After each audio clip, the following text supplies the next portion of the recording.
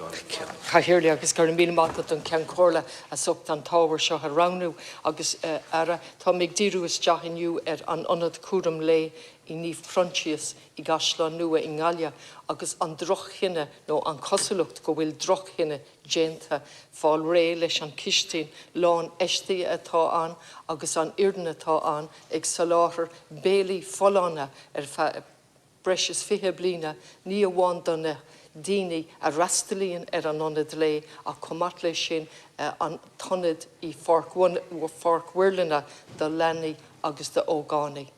Minister, I know you're very familiar with St. Francis Home in Galway, dearly loved in Galway. If you talk about nursing homes in the past, when it was a nursing home and currently a day centre, it was the top of everybody's lips. I had the privilege of collecting 22,000 signatures to keep the nursing home opened.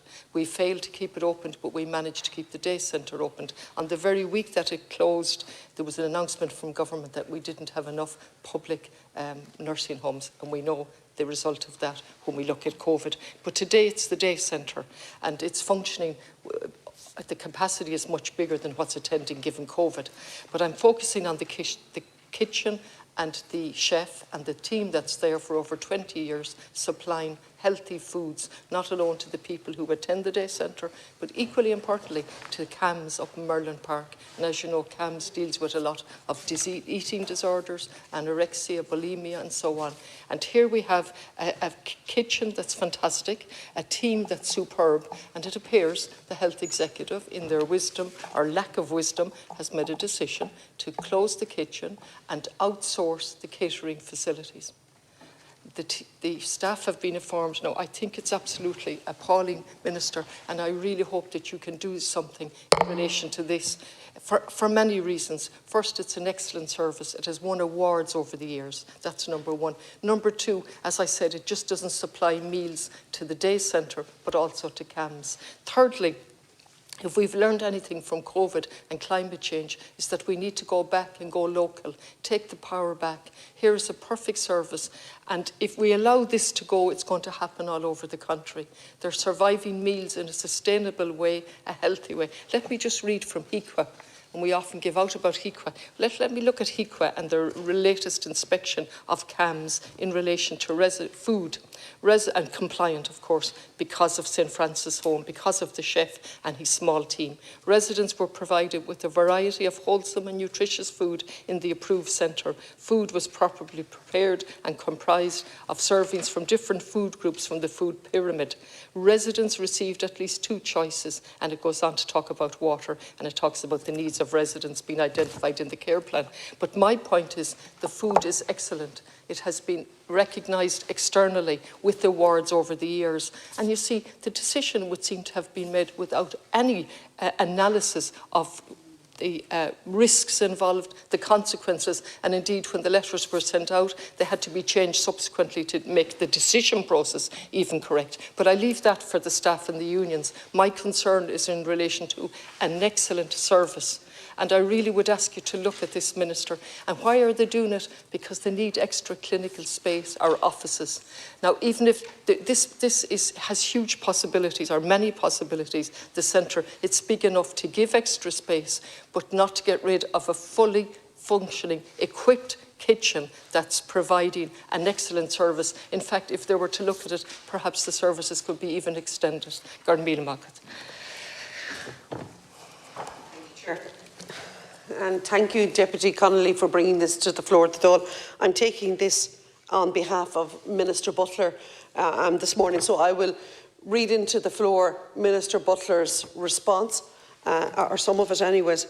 But I happen to know St. Francis. It's important for me to also put on it, I am aware of St. Francis, Chair. I also am aware of the work that goes on in St. Francis. And I am also aware that when you have a service that is working and functioning, sometimes we should think twice before we try to break it.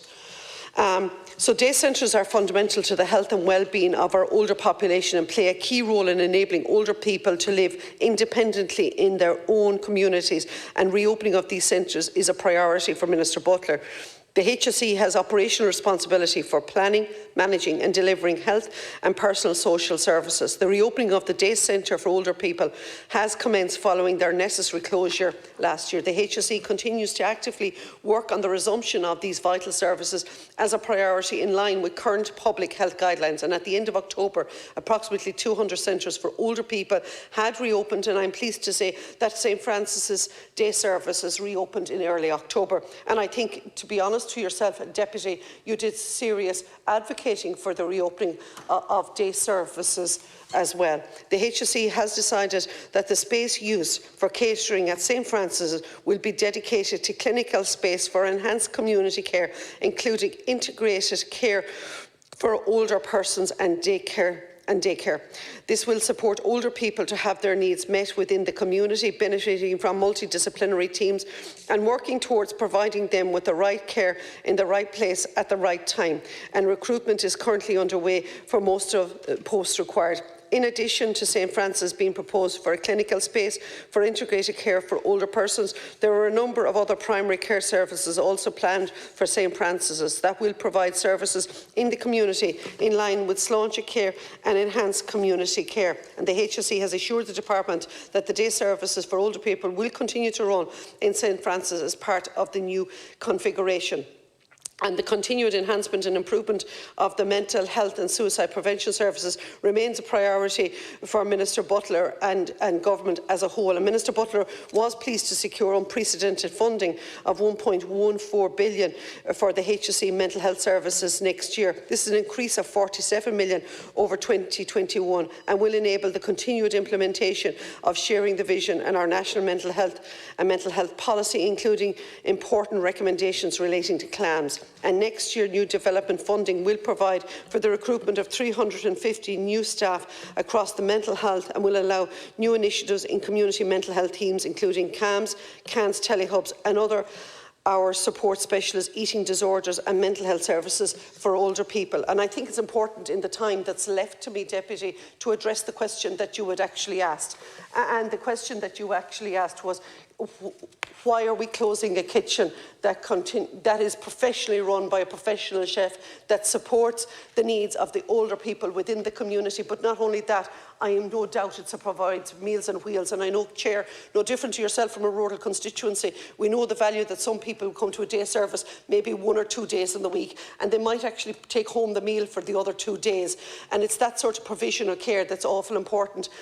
So, Deputy, perhaps I could take this up with Minister Butler on your behalf. Perhaps it's something we need to take up at a local level with Breathe Crehan Roach to have a clear understanding as to exactly the decision process around this and see if what preservation can be kept to keep in the kitchen. Minister, Deputy. Finally addressing my question, which is a review. I realise you're stepping in for somebody else, but actually older services and mental health overlap as well. And I've got a page. And other than the middle part that tells me there's a reconfiguration, I get a hymn of praise to the amount of money. I know that you're working hard. I've said this. I'm not going to waste my precious time. My precious time is in relation to a very bad decision to close a wonderful kitchen, fully equipped, with a chef who's been there for over 20 years, a lovely team, and a very competent team, supplying healthy food where we have control, where we see what's happening, quality food, no worries about anything. In addition, complying with the needs of CAMS in Merlin Park, which has very special needs. Now, what kind of idiotic management, I'll put it as strongly as that, makes a decision to close a fully equipped kitchen instead of analysing it to see how we can even extend it further? Down further, we had insult to injury by talking about a crisis cafe. Here we have a full, as I put it, a restaurant, a kitchen, supplying wonderful meals, and we're getting rid of it. And I get a whole load of stuff that has nothing to do with it. You know, it's Christmas time. I want to be positive. I want to wish you all a happy Christmas. But this is a day centre that's crucial. Food is a crucial part of psychology. It's not just healthy food, it's part of sitting down together and eating a meal. We made this ridiculous decision a few years ago in relation to Law Nua, where the lunches were taken away. Look, if you have any influence, It's time to stop the sweet words and actually show vision and show leadership and say this is nuts, this is simply not acceptable. Reorganise, restructure, but you don't get rid of a vital service. You learn from it. You learn how they get compliments like that from Equa. How are they doing that? How do we extend that? Instead of privatising and going bigger, instead of going smaller with better control, and see how we can extend the services. Thank you.